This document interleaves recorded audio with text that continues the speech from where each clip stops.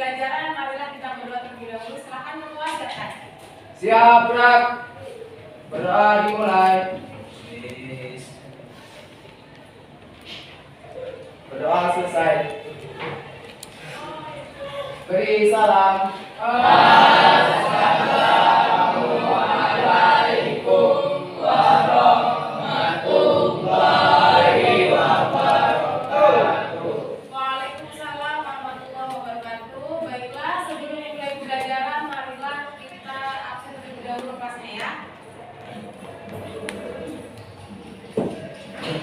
Bagi yang ibu panggil namanya silahkan angkat tangan dan kata hadir.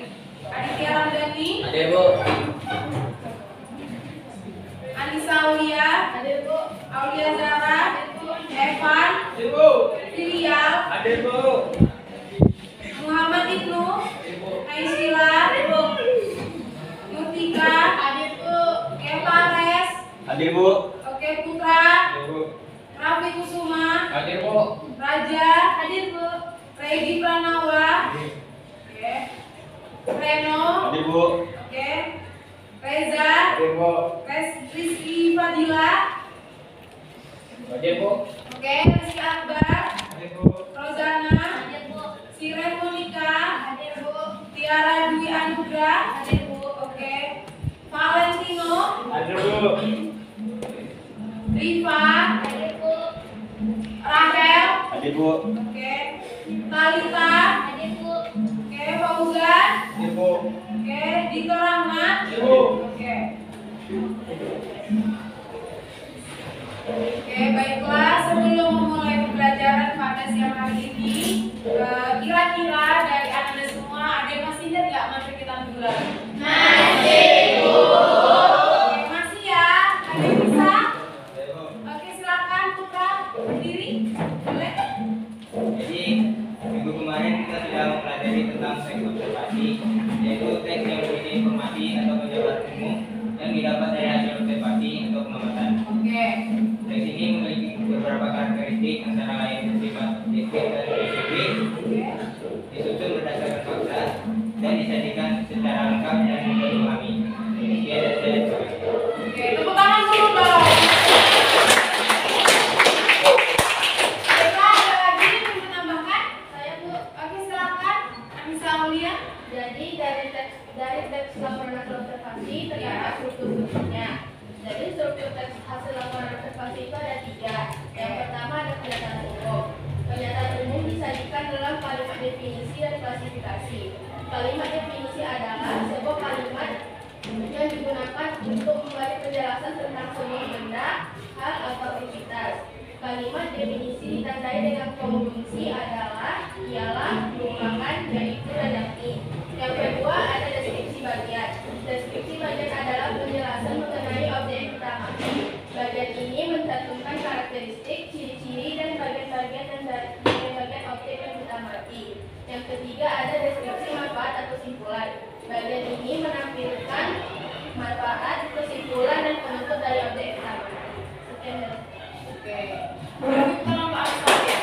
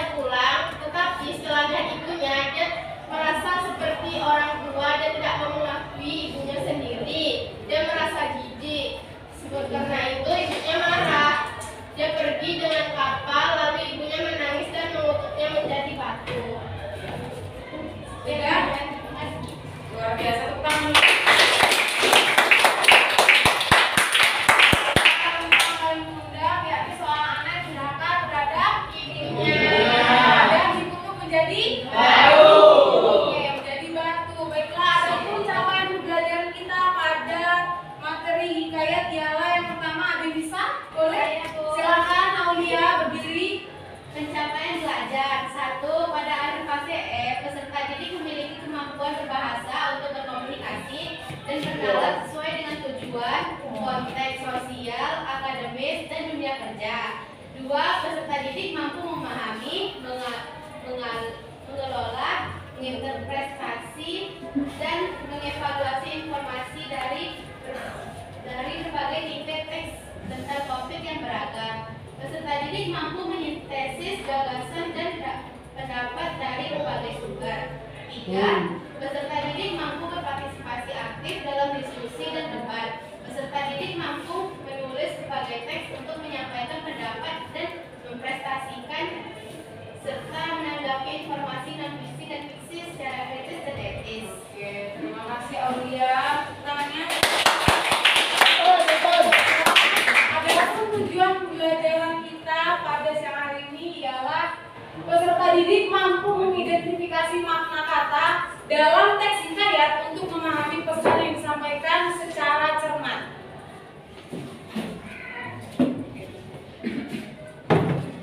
Nah, selanjutnya ada definisi hikayat. Nah, dalam Kamus Besar Bahasa Indonesia atau KBBI, hikayat merupakan karya sastra lama Melayu berbentuk prosa yang berisi cerita, undang-undang, dan silsilah bersifat rekaan, keagamaan, historis, maupun biografis. Oke, selanjutnya hikayat ini biasanya berisi kisah tentang ketakjuban, keajaiban, ataupun kehebatan seorang tokoh serta keanehan dan mukjizat yang dialami oleh tokoh utama. Keanehannya tadi seperti cerita mengundang, apa kemustahilannya? Yang mengundang dikutuk menjadi batu.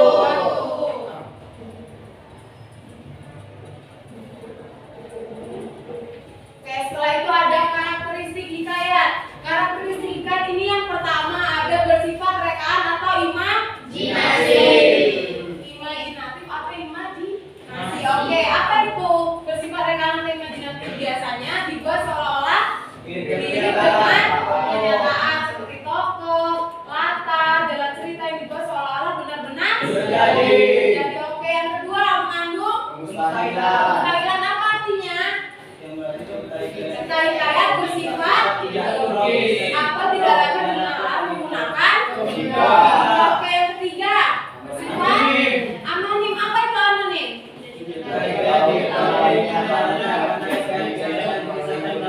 Coba satu orang. Evan sebenarnya. Anonim artinya cerita hikayat tidak diketahui kebenarannya. Karena hikayat biasanya diceritakan melalui mulut saja. Oke, selanjutnya yang kelima ada istana sentris. Apa itu istana sentris? Cerita hikayat biasanya berlatar kerajaan dan cerita yang dikisahkan pada umumnya berpusat pada lingkungan kerajaan. Oke, yang terakhir dari karakteristik hikayat ialah bersifat statis. Apa itu statis? Yang sama dan cenderung berpusat pada diri istana atau kerajaan. Oke. Selanjutnya apakah ada pertanyaan atau ada yang ingin ditanyakan? Tidak ada. Oke, sudah jelas ya? Ya, Bu. Oke, baiklah. Di sini Ibu menayangkan sebuah cerita hikayat yang silakan pahami.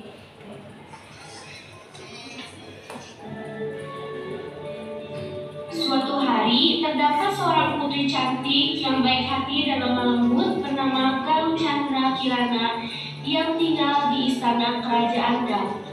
Galuh Chandra Kirana memiliki saudara seayah bernama Galuh Ajeng.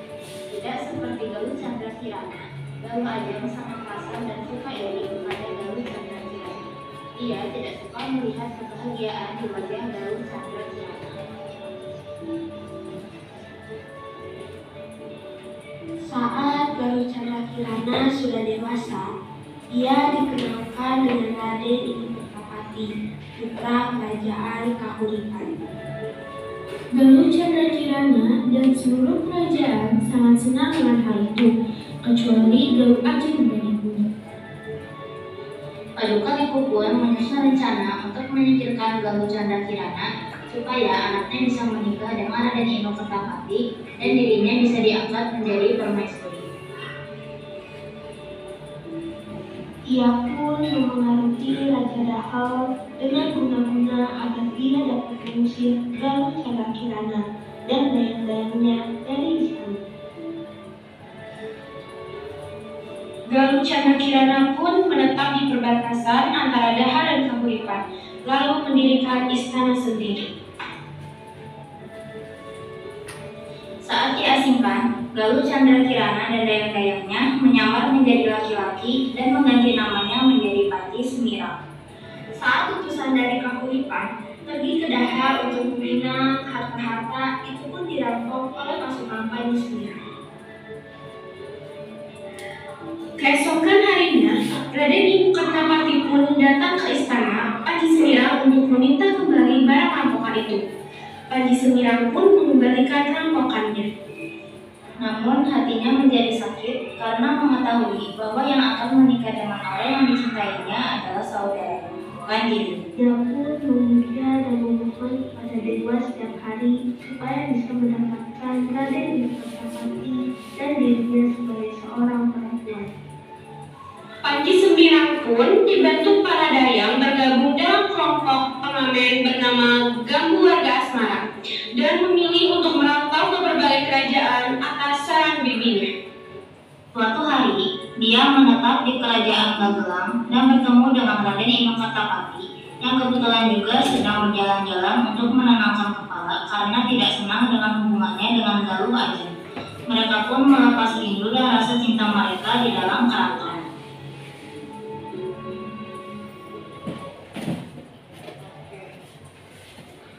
Sudah ya, sudah ditonton? Oke, baiklah. Di sini Ibu sudah memegang LKPD. Baik, sebelumnya sudah duduk berkelompok ya? Sudah, Bu. Oke, kita cek satu-satu kelompok 1. Oke, kelompok 2. Oke, kelompok 3. Hadir, Bu. Kelompok 4. Hadir, Bu. Oke, kelompok 5. Hadir, Bu. Oke, silakan. Silakan Reza lagi.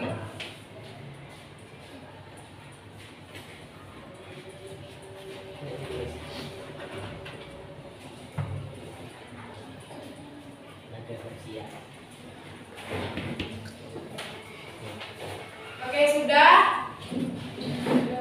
Oke, sudah mendapat semua ya LKPD-nya. Baiklah, di sana silakan dibuka, dibaca dan dipahami terkait identifikasi masalah yang ada pada dikaya yang tadi sudah kalian tonton bersama. Silakan, ayo.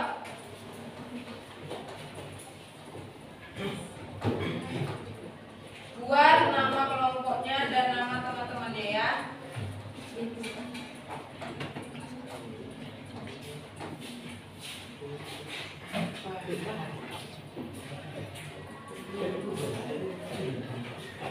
Oke, kelompok 3 bisa?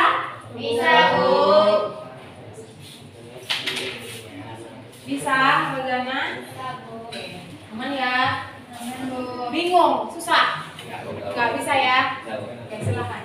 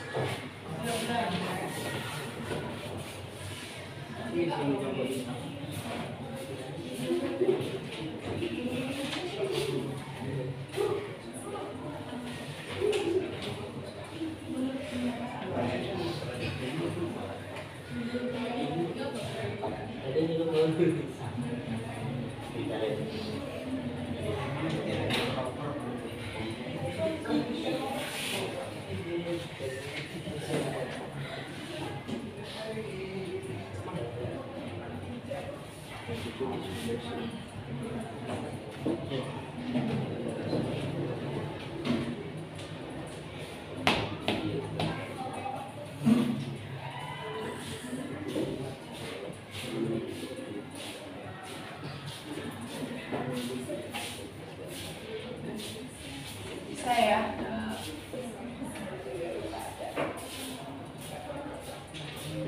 Sudah? Sudah, Bu.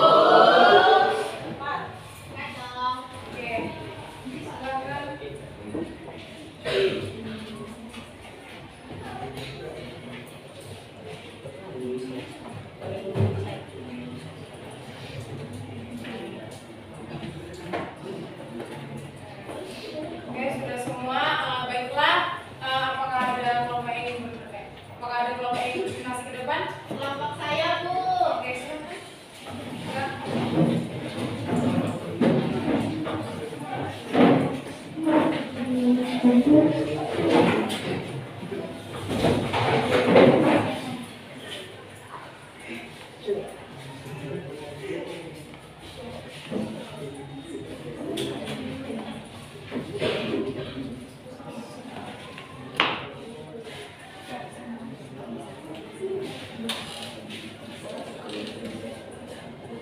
Assalamualaikum warahmatullahi wabarakatuh. Waalaikumsalam warahmatullahi wabarakatuh. Halo teman-teman, terima kasih sudah hadir di presentasi kita kali ini. Saya Tiara Dunia Nugra bakal jadi moderator yang memandu jalannya presentasi. Yuk kita simak bareng-bareng supaya dapat ilmu baru. Sebelum mulai, saya kenalin dulu pembicara kita hari ini, yaitu kami semua di sini. Di sana ada Reski, Ibnu, Aulia, Tika, dan saya sendiri, Tiara. Kami akan membahas topik mengidentifikasi masalah terkait cerita hikayat Panji Semirang yang pastinya menarik buat kita semua. Setelah semua pembahasan presentasi ini, kita masuk ke sesi tanya jawab. Jadi yang punya pertanyaan bisa dicatat dulu ya. Kalau gitu nggak usah lama-lama, langsung saja kita dengarkan presentasinya. 1. Masalah identifikasi dan peran gender. Masalah, Panji Semirang adalah seorang tokoh yang memiliki identitas ganda, yaitu seorang pahlawan yang disembunyikan dalam bentuk perempuan. Ini menimbulkan konflik identitasi dan peran gender. Panji harus berpura-pura menjadi wanita untuk menghindari pajak dan menjalankan misinya.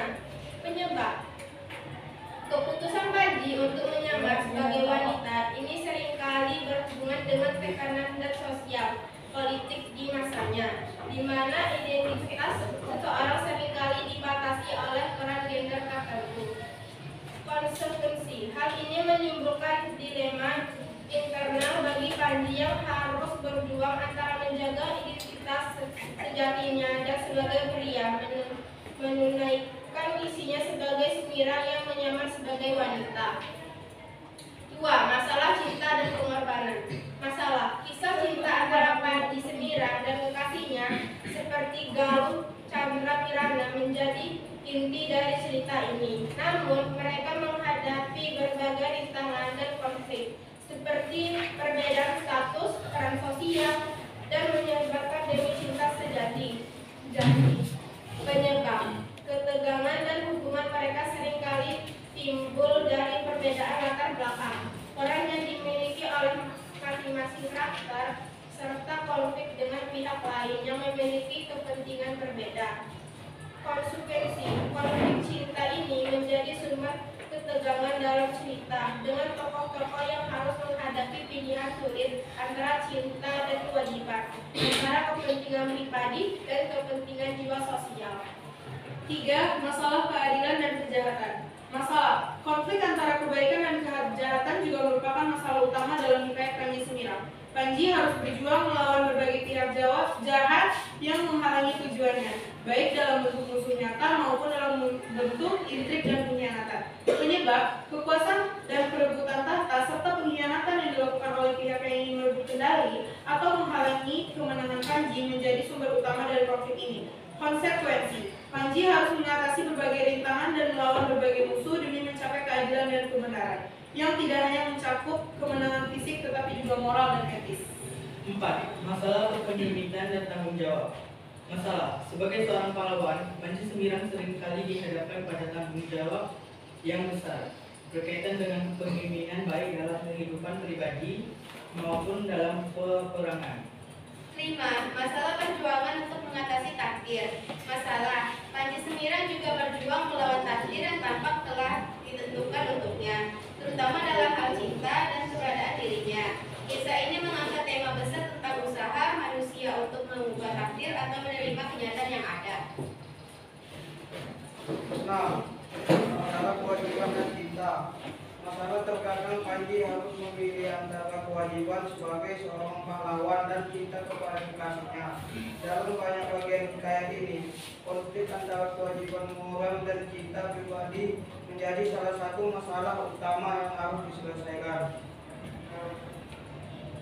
Sebelum memasuki sesi tanya jawab, kami akan menjawab dan membahas soal yang ada di LKPD. Soal pertama, kenapa cerita tersebut tidak berbahasa Melayu? Karena seiring dengan berkembangnya zaman, bahasa yang dipakai berubah menjadi bahasa Indonesia. Soal kedua, kenapa cerita tersebut termasuk rekaan? Karena cerita tersebut mengandung unsur kemustahilan tidak nyata dan tidak dapat dinalar logika manusia. Soal ketiga, kenapa cerita tersebut disebut anonim? Jawabannya, karena cerita tersebut hanya disampaikan melalui mulut ke mulut dan tidak jelas asal-usul pengarang ceritanya. Soal keempat, peristiwa mustahil apa yang terdapat pada cerita tersebut? Jawaban: 1. Galuh Chandra Kirana menyamar menjadi laki-laki yang bernama Panji Semirang. 2. Mengubah seluruh dayang-dayang Galuh Chandra Kirana menjadi laki-laki. 3. Berpenampilan menyerupai laki-laki. Soal kelima, kenapa cerita tersebut termasuk istana sentris? Karena cerita Panji Semirang berlatar kerajaan. Sekarang kita masuk ke sesi tanya jawab. Teman-teman yang ingin bertanya silakan angkat tangan atau langsung tanya saja. Baik, saudara Firial dari kelompok berapa? Assalamualaikum warahmatullahi wabarakatuh. Waalaikumsalam warahmatullahi wabarakatuh. Kenalkan, nama saya Syahril Hadiatullah dari kelompok 5. Ingin bertanya, apakah ada cerita hikayat yang tidak bertema istana sentris? Kalau ada, tolong berikan contoh. Baik, pertanyaannya kami tampung dulu ya. Adakah kelompok lain yang ingin menanyakan seputar presentasi tadi? Baik, saudara Rifa. Assalamualaikum warahmatullahi wabarakatuh. Waalaikumsalam warahmatullahi wabarakatuh. Perkenalkan, nama saya Ivan. Saya dari kelompok 2. Izinkan saya bertanya, apa yang akan terjadi apabila cerita hikayat yang biasanya mengandung unsur rekaan menjadi nyata dan benar-benar ada di dunia nyata? Jelaskan secara singkat. Baik. Kami tampung juga pertanyaan dari saudari Rifa. Selanjutnya, apakah ada pertanyaan dari kelompok lain? Ya, saudari Raja. Assalamualaikum warahmatullahi wabarakatuh. Waalaikumsalam warahmatullahi wabarakatuh. Perkenalkan, nama saya Raja Khairul Saria. Saya dari kelompok 4 dan bertanya, pada tahun berapa hikayat pertama kali diterbitkan dan apakah bahasa Melayu digunakan pada tahun tersebut? Terima kasih pertanyaannya, kami tampung juga. Dan selanjutnya, apakah ada kelompok lain yang ingin bertanya? Oke, saudari Isra.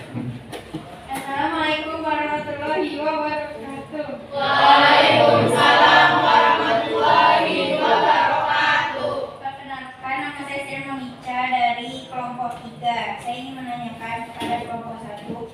Selain cerita hikayat Malin Kundang, apakah masih ada cerita hikayat lain yang mirip dengan hikayat Panji Semirang? Jika ada, sebutkan apakah saja kemiripan yang terdapat dari hikayat tersebut. Baiklah, terima kasih pertanyaannya. Izinkan kami mencari jawaban dan mendiskusikan jawabannya untuk beberapa saat.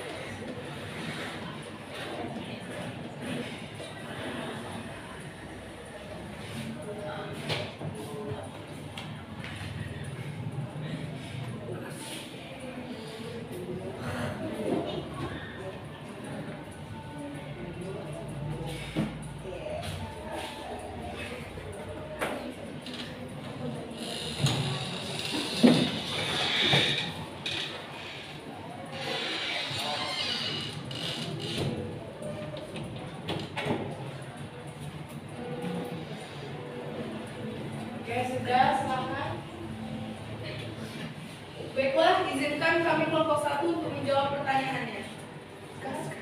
Saya akan menjawab pertanyaan dari saudara pria yang soalnya merupakan apakah resika hikayat yang tidak bersifat sentris jika ada sertakan contohnya.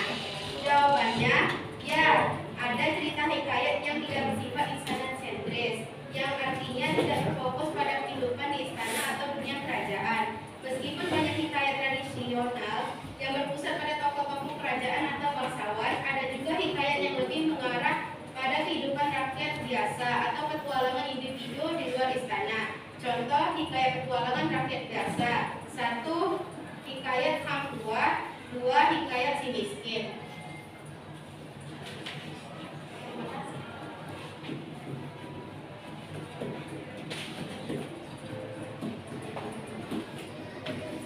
Saya akan menjawab dari pertanyaan Raja, yaitu pertanyaannya, pada tahun berapa hikayat pertama kali diterbitkan dan apakah Melayu sudah digunakan pada tahun tersebut?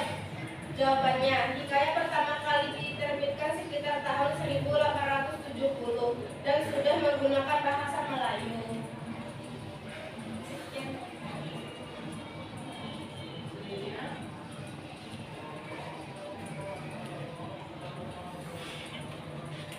Saya akan menjawab pertanyaan dari saudari Rifa. Pertanyaannya adalah, apakah ada cerita hikayat yang tidak bersifat istana sentris? Jika ada, sertakan dengan contoh. Jawabannya adalah, ya ada. Cerita hikayat yang tidak bersifat istana sentris, yang artinya tidak berfokus pada kehidupan di istana atau di dunia kerja. Meskipun banyak hikayat tradisional yang berpusat pada tokoh-tokoh kerajaan atau bangsawan, ada juga hikayat yang lebih mengarah pada kehidupan rakyat biasa atau petualangan individu di luar istana. Contoh hikayat petualangan rakyat biasa: 1. Hikayat Hang Tua, 2. Hikayat Si Miskin.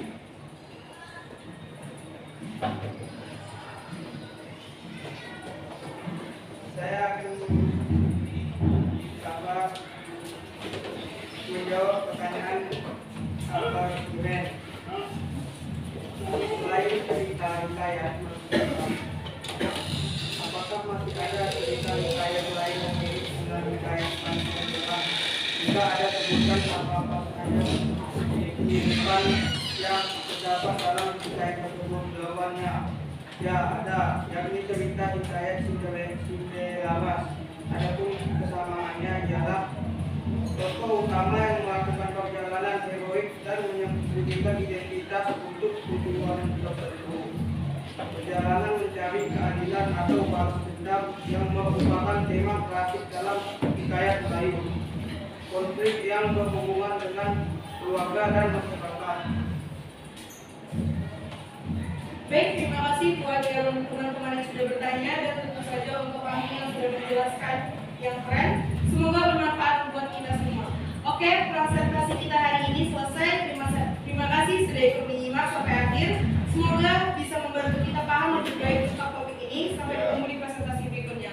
Kami kelompok 1 mengucapkan Assalamualaikum warahmatullahi wabarakatuh. Waalaikumsalam warahmatullahi wabarakatuh.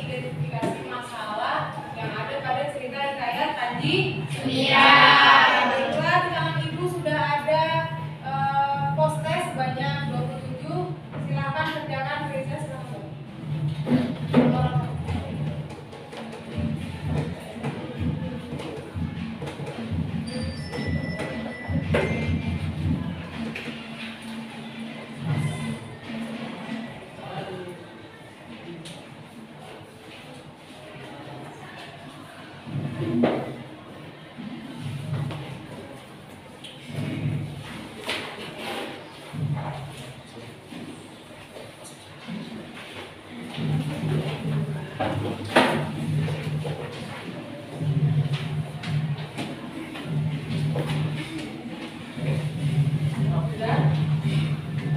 sudah dapat semuanya? Tepuk 5 2 kali. Oke, ulang. Tepuk 5 2 kali.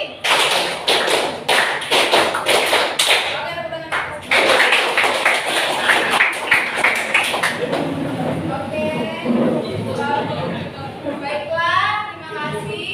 Nah, untuk mengakhiri pembelajaran kita pada siang hari ini, silakan Ananda bagi yang ingin atau bagi yang bisa menyimpulkan pelajaran kali ini, silakan. Ada yang bisa? Angkat tangannya. Oke, silakan Rozana. Berdiri. Kesimpulan yang saya dapat, hikayat adalah prosa sastra Melayu lama yang berisi cerita tentang cerita imajinatif, berpusat pada kerajaan, anonim, dan cerita tersebut disebarkan dari mulut ke mulut. Ulang dulu. Ada lagi yang ingin menambahkan? Silakan. Oke, Rifa, silakan berdiri. Baiklah, dan saya juga mendapatkan kesimpulan. Kesimpulannya itu, 1. Bersifat dekan atau imajinatif dalam arti kata, dan ini dibuat seolah-olah diri dan kenyataan. 2. Kemustahilan, berarti ceritanya tidak logis atau di luar nalar. 3. Anonim, yaitu ceritanya tidak diketahui kebenarannya karena diceritakan dari mulut ke mulut. Oke. 4. Istana sentris, biasanya topiknya berpusat pada lingkungan kerajaan. Dan yang terakhir ada statis, biasanya cenderung sama dengan cerita lain, namun cenderung berpusat pada kehidupan kerajaan. Baik Bu, ya. Oke, pertama kita. Baiklah, sebelum kita tutup pembelajaran pada siang hari ini, silakan ketua kelas silakan kita berdoa. Siap, Bram. Berdoa dimulai.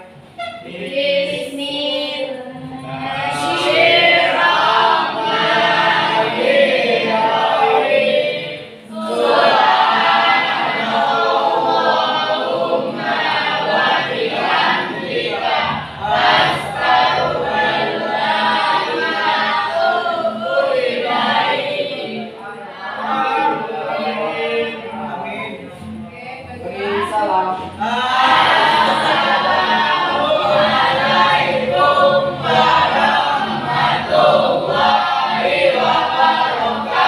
Waalaikumsalam warahmatullahi wabarakatuh. Baiklah, terima kasih untuk pembelajaran kita pada siang hari ini. Ibu mohon maaf apabila ada tindakan ibu yang kurang berkenan di hadapan Anda semua. Ibu mohon maaf. Sekian, terima kasih. Tetap semangat, rajin belajar, jangan malas karena dengan belajar kita jauh lebih lancar. Terima kasih semuanya. Selamat siang. Pulang ke rumah masing-masing, jangan ada yang mampir-mampir. Baik.